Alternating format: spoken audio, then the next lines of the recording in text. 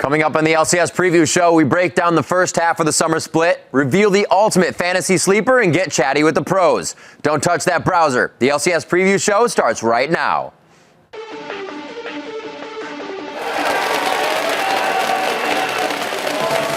Next actually going to go low. Finished off by the gold card. It's a triple kill for Froggen, and that makes things a lot harder now for Millenium. TP Quas, TP Quas, 4 seconds, 3 seconds. Quas is going for it. Oh, the teleport for Quas. 57 minutes in. Burst takes down Complexity. Onyx going in. Candypanda out of position. It's a bounce. Beautiful, beautiful play from Millenium. Alltech with a few more kills. The last shot, going for the penta! He gets a penta kill! First play on 6 in the LCS. EG wipes out Curse.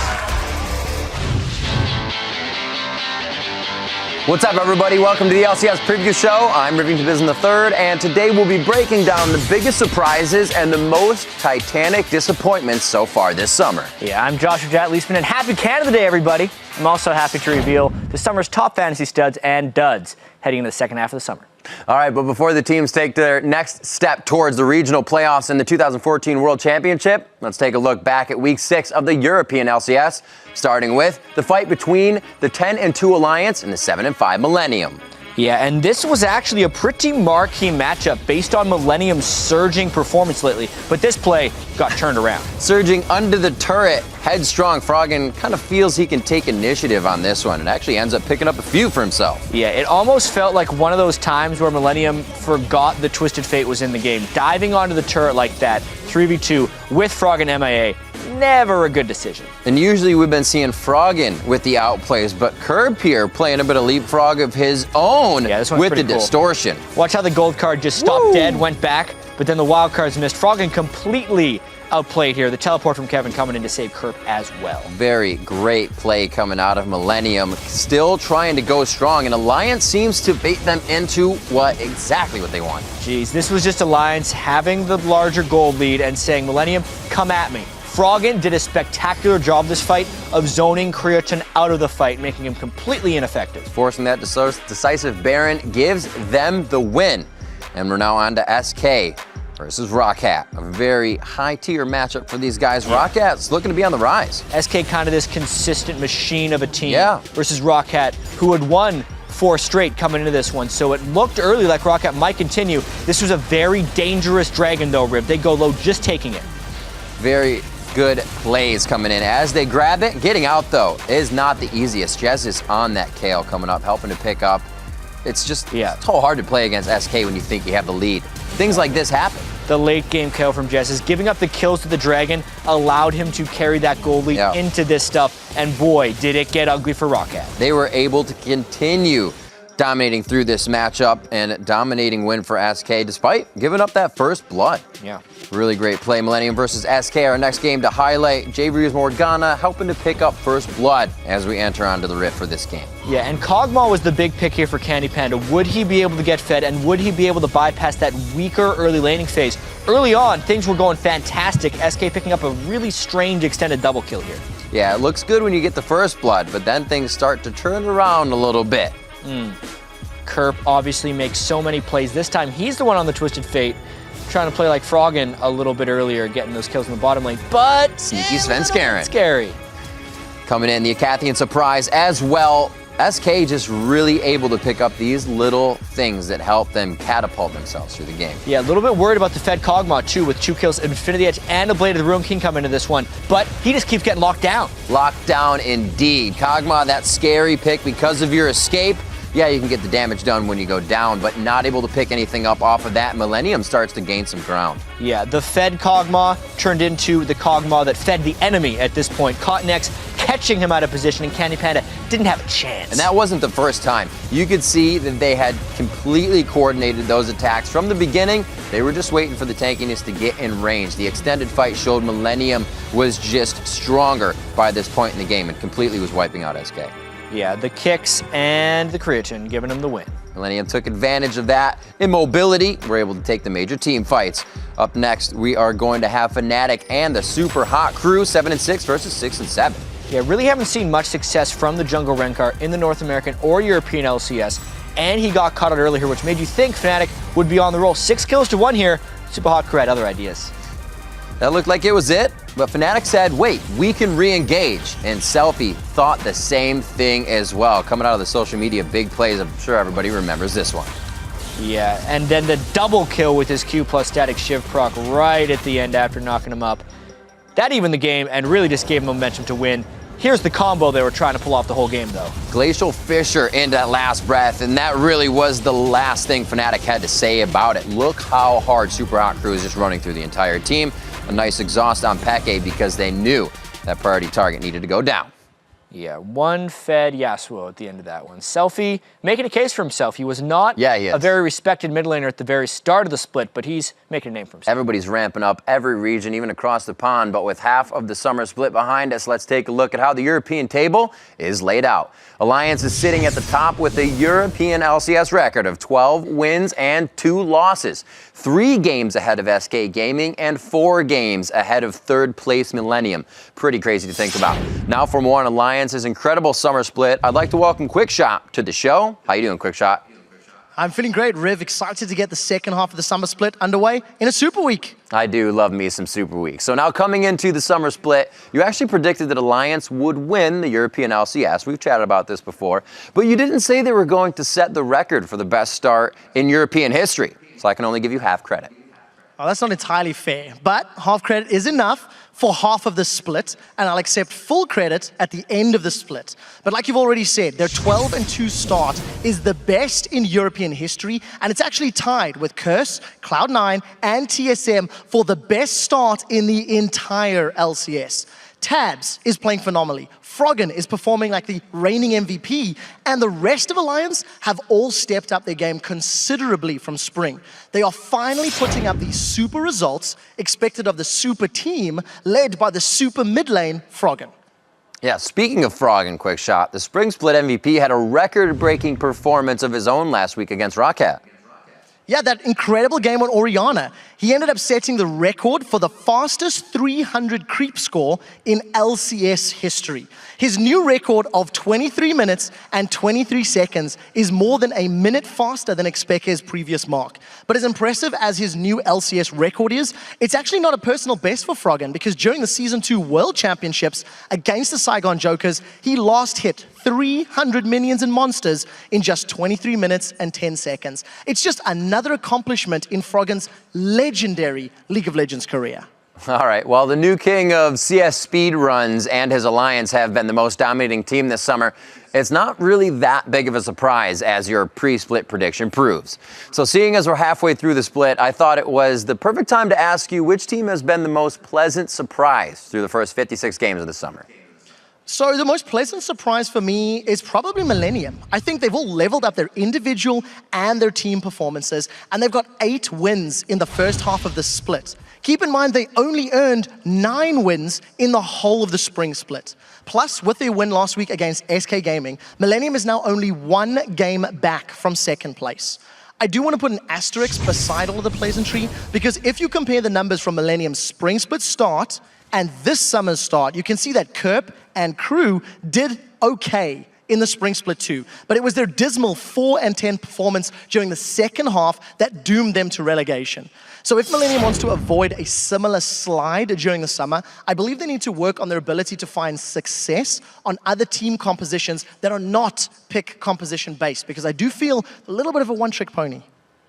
All right, so while Millenium has been a pleasant surprise, who has been the biggest disappointment for you so far this split? Okay, so I think I'm going to have to call out 2 teams, starting with ROCCAT. Because after blasting off to such a spectacular start in the spring split, they have crashed back to earth this summer, and they've done that very hard. Not only have their wins been completely cut in half, but remember, one of those wins was a forfeit by the Wolves, and another was against Gambit, who were playing with subs. So ROCCAT could realistically have been at 3-11 right now.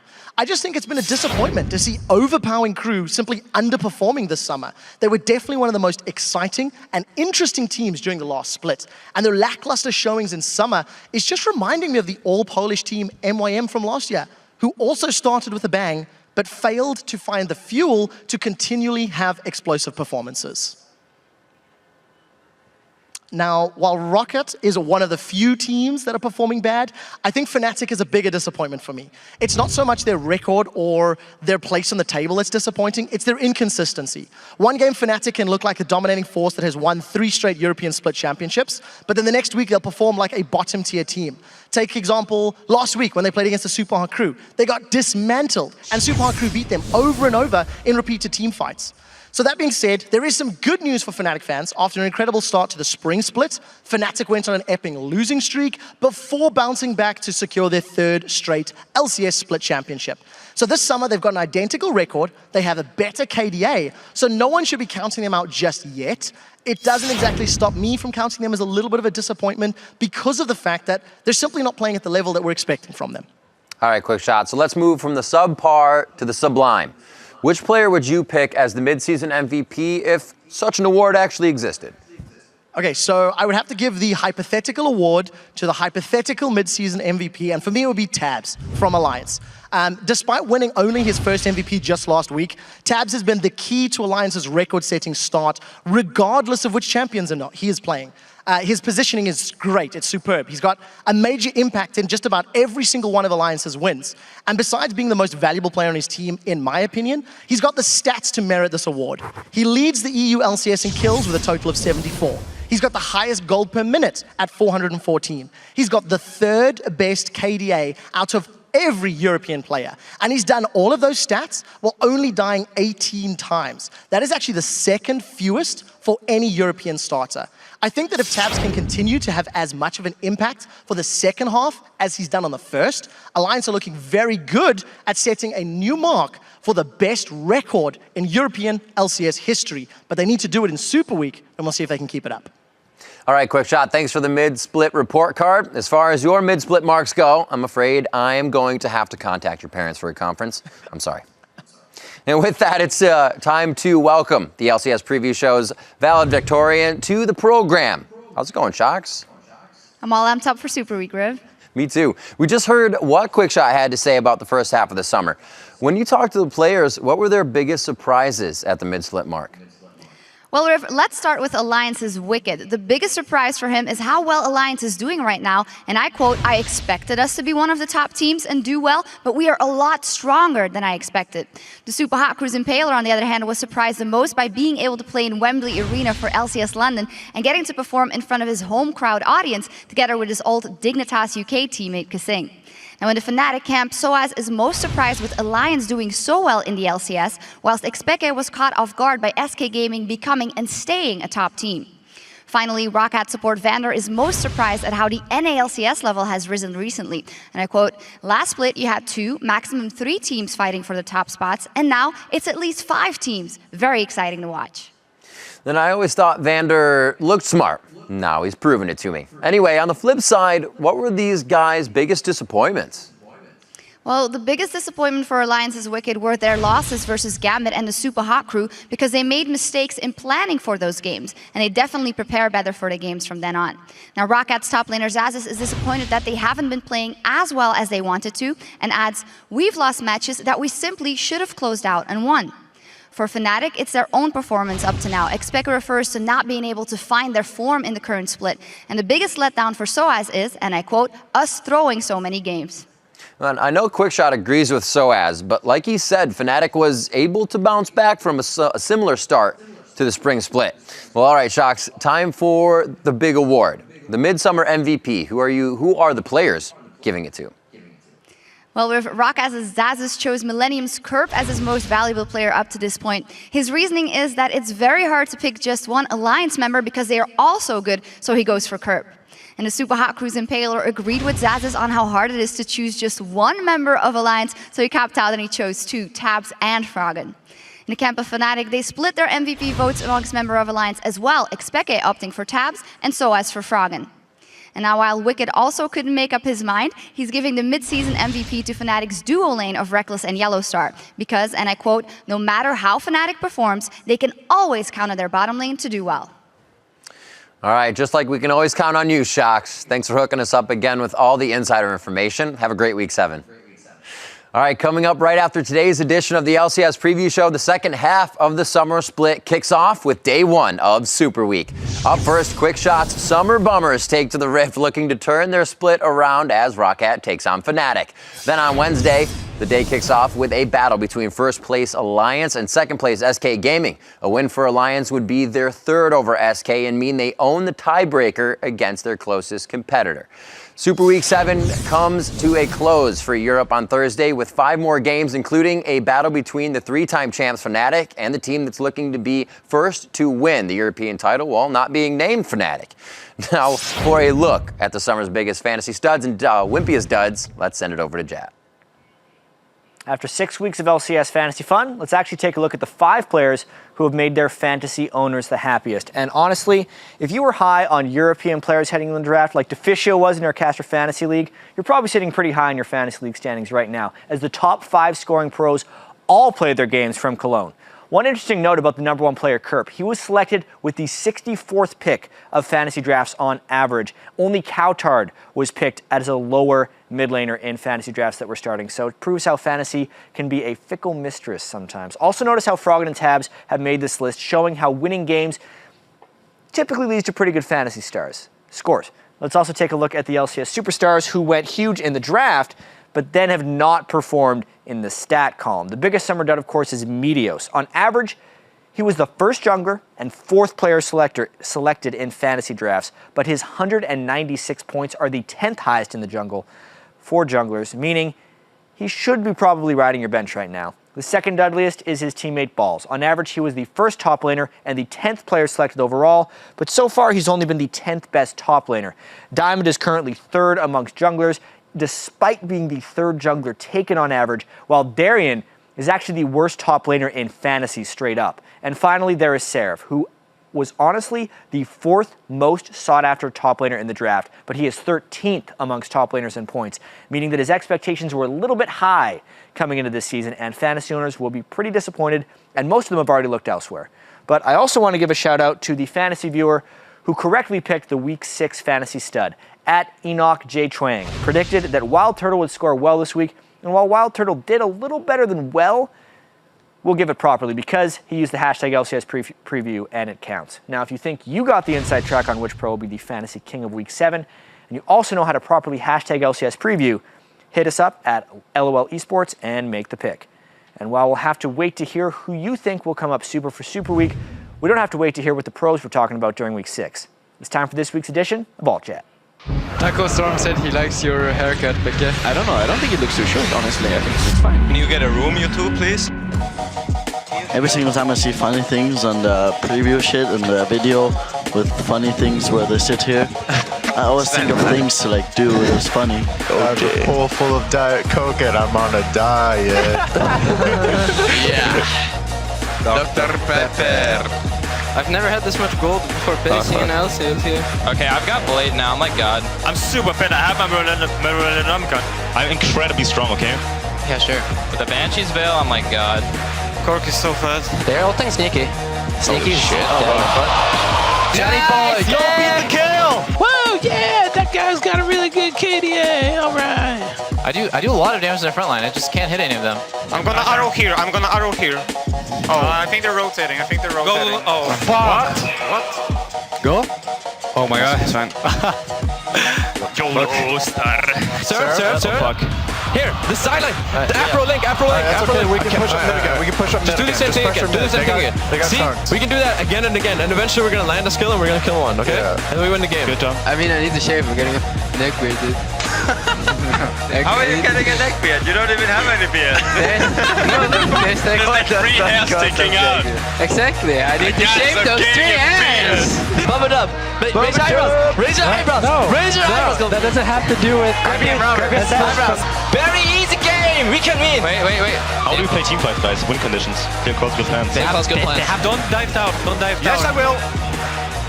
Dive. Alright, good luck, guys. I'm out. Clear calls, good plan. Yes, clear calls, good plan. Players showing that there is fun and that they also still make mistakes. They're human. It feels good when we know that happened. No. All right, last week the 4.10 patch made its first appearance in the LCS, and thanks to the latest changes, So did a few new champs. Woolite thought out the Frost Archer for the first LCS game on the 4.10 patch, while Doublelift was the first of many North American AD carries that picked Tristana. Then in the final game of Week 6, I Will Dominate energized us with the first Skarner pick of the summer. That makes 64 unique champs picked during our first 6 weeks of the split compared to the 79 at this point of last spring. But while we were a little behind last spring's pace, there was one fan that was ahead of the curve, despite the fact that we didn't even ask for picks last week. At Andres Avian sent one in, and he was right. Andre says, correctly choosing Ashe as the first champ to be picked on 4.10. Well, he didn't say that. We're saying that. That's some focus he had there. Only needed one shot. Made it count, and he nailed it right between the eyes. Now, if you think your champ select can fly as true as Andrew's, then hit us up on Twitter with your pick. Just make sure to hashtag it LCS Preview so we get it. One champ we won't be seeing this week, however, is Rengar. He has been disabled. Last week, we reached an LCS milestone as Team Solo Mid's Bjergsen became the first pro to reach 500 regular season kills in the league. Bjergsen's kills are mixed damage through the 296 of them happening last year in Europe and the 204 taking place this year in North America. This week, Peke and Doublelift look to join Bjergsen in the 500 club and become the first pros to get all 500 regular season kills in one league. A couple more things to keep your eye on. SK Gaming's Nif has 973 assists, and Curse's Special is sitting at 979 heading into Super Week. So after this week, we'll probably have 2 guys hit 1,000 assists for the first time ever. Before we get to a Super Week full of more milestones, let's go back in time 2 days as 8 North American teams accomplished something for only the second time in more than a year and a half of LCS. Yeah. This week's 6 highlights get rolling with the fight between 2 classic rivals, Team Solo Mid and CLG. And they were, before this game, 1-0 against each other on the year. This game might even a thing or two out, actually. First blood that goes to Doublelift. Rush Hour doing a great job getting the first kill in the bot lane, but Doublelift seemed to want too much the entire time and was always there to be hooked in by Glebe. Yeah, not really what you expect from Tristana's mainly, because Doublelift was great in the laning phase, but then poor in team fights, mainly because Glebe had him on lockdown. And this kind of cascaded as well. The Dragon was taken there by Team Solo Mid. Where's the hook coming from this time? There it is again, on to Doublelift. Straight from Glebe, followed by the Cocoon, and he gets obliterated. All those 259 minions Doublelift killed were for nothing. Yeah, like Bjergsen said, if we keep throwing them out, we're eventually going to get someone. Yeah, TSM really looked strong against CLG. Coming out super strong in that game. Our next highlight comes from Complexity versus Cloud9, a struggling Complexity versus an inconsistent Cloud9. Yeah, and early on, Prawley, the first time he went a little bit aggressive on high, Meteos was there. That had to mess with his mindset, and it looked like Cloud9 was on pace to win. But it seemed like that aggression was in the blood of everybody. Westrice continuously initiating with Shyvana. Yeah, and you looked at this fight and saw how many things Complexity missed. Shyvana ult hitting no one. That's true. Bubba missing his crescendo. The flash, or the jump in by Robert Ixley as he gets headshot right here. And you look at the end of it and say, wow, Complexity still didn't lose that fight. You knew things were trouble for Cloud9 as soon as Complexity catches a good initiate. Walking away, limping. Watch this initiation. Another one from Westrice, headstrong into the fight, not even giving C9 a chance to think about it. Yeah, that was the good initiation, and that really marked the end for Cloud9. 10 minutes later, Complexity walks away with the win.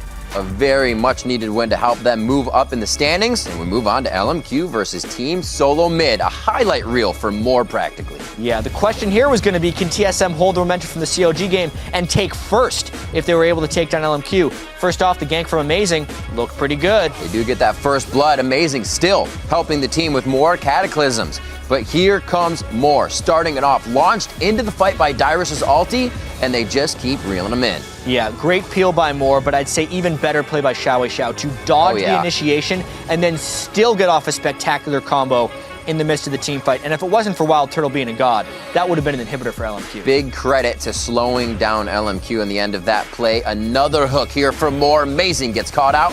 They capitalize. Pretty much the same move that TSM was trying to pull on CLG earlier in the day. Amazing way ahead of the rest of the team. Could not retreat. How about 2 more on one of the highest priority targets in the game?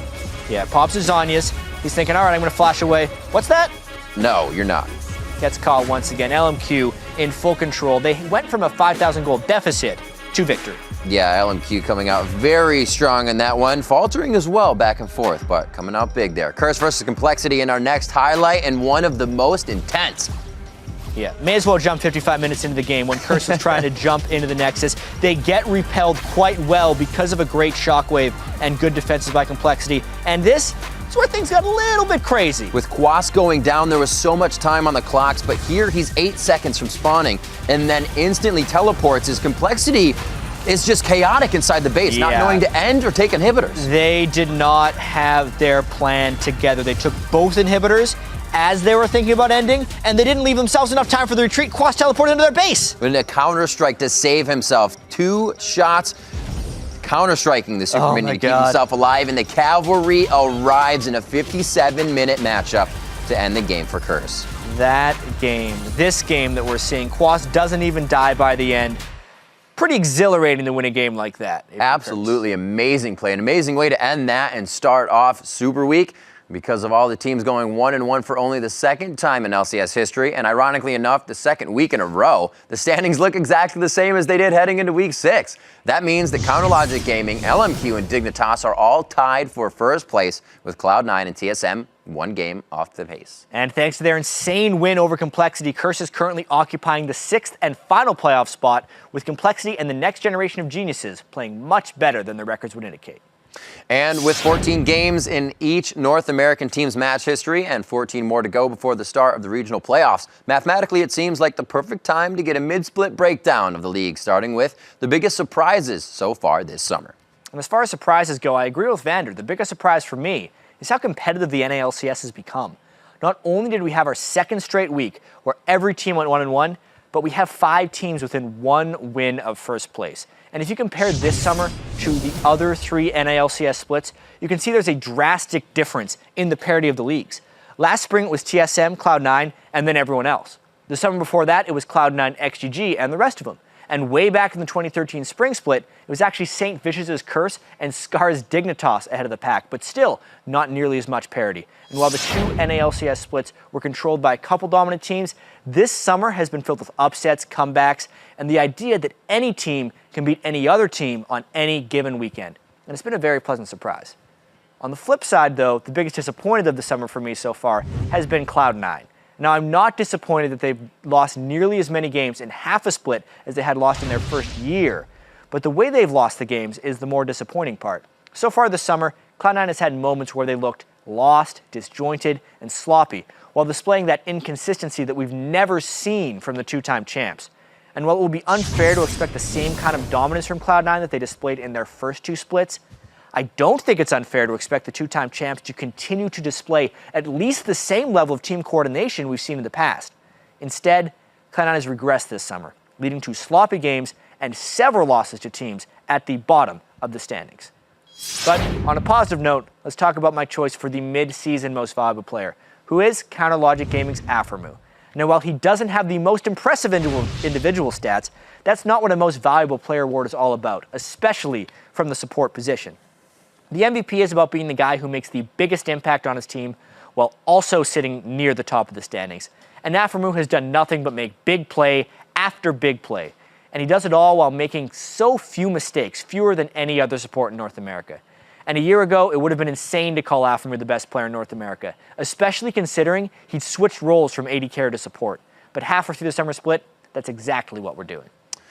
Well, congrats, Afro. You got about 3 days to enjoy the midseason MVP before you have to jump back onto the Rift for day 1 of the NALCS Super Week 7. That action kicks off Friday with LMQ taking on Cloud9, a team that's trying to turn their summer frowns upside down. Then on Saturday, Dignitas looks to beat Team Solomid for the 3rd time this summer and lock down the tiebreaker against the suddenly red-hot Wild Turtle. And Week 7 of the LCS wraps up on Sunday with Shifter and Dignitas taking on High and Cloud9 in the finale of our 5-game set. And while we're just moments away from a super week of games, we should take a moment to look back at the super plays from Week 6, or as Alltech now has the right to call them, the Penta. Yep, at number 5, Sneaky gets blown up as he's unable to sneak away from Cleared Kreppel's out Morgana. on Dragon, still alive though.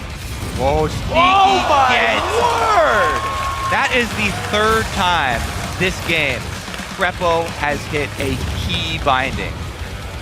And at number 4, it's Wild Turtle with the fancy footwork as he picks up a double kill. They are losing this one. It's pure chaos. Ackerman even jumps in. The Silly flashes forward in the fight. Wild Turtle can put out big damage, but can he to 3 more members? Blade of the Rune King, he gets a double kill. Wild Turtle with the orb walk comes out huge. They think they've cut Turtle behind, but what an answer here in the duel. Coming in at number 3, Kirk shows off some fancy tricks of his own as he hops over Froggen. Oh, that is dangerous news here. Froggen actually going to run with the Ghost. Pops the Destiny as well. Gold card will actually lash down to the backside. Kurt, though, I think may go down. He dives in. Froggen's going to fall. Kevin CP saving Kurt and Froggen and our cameramen completely confused by that one. At number 2, it's Cottonex with the quick fingers as he made a pick with the kit. Another minion wave coming in. Cottonex going in. Candy Butter out of position. Hits and bounce. That is it. Millenium could rush and turn onto this one. Beautiful, beautiful play from Millenium as they turn this game on its head and get themselves another 3 picks. And the number 1 play in our Penta was Altec's Panic Kill. They're going to be cleaning this one up. Altec with a few more kills. A triple kill to end out the game at 7-0-4 on his first Jinx play in the North American LCS. The last shot, going for the Penta. He gets a Penta kill! First play on Jinx in the LCS. EG wipes out Curse. All right, that's it for this week's edition of the LCS Preview Show. But before we send it over to Cologne, let's relive Curse's last hit on the Nexus. They're losing their Nexus turrets right now. They're gonna go for it. There's only 12 seconds left on the Death Timers. This is it. I have to stop them. 10 seconds. Complexity is headstrong on trying to defeat Curse right now with the Nexus turrets. They do finally get the inhibitor. Okay, we can speed them. I'm coming. TP quest. 3 seconds. Our base. The inhibitor the teleport back. Quas is going for it. He's in the base. Winnie wants a TP. I use it already. You never have it. We're in trouble, yeah. This might be GG. Nobody in their right mind can stop Quas. He's trying to back. I'm trying to cancel the back. Nobody on Complexity can make it back to base except for Robert. Oh my god. Oh my god. There's 1. There's 2. Is he on the far one? Oh, wait a minute. No way. That's going to be the damage. 1 last hit. They stop it. Void Boy's in. Here's the rest of the team. This is absolutely incredible right now. Another minute passes and the game hasn't ended. Quas is on it. 57 minutes in. Curse takes down Complexity.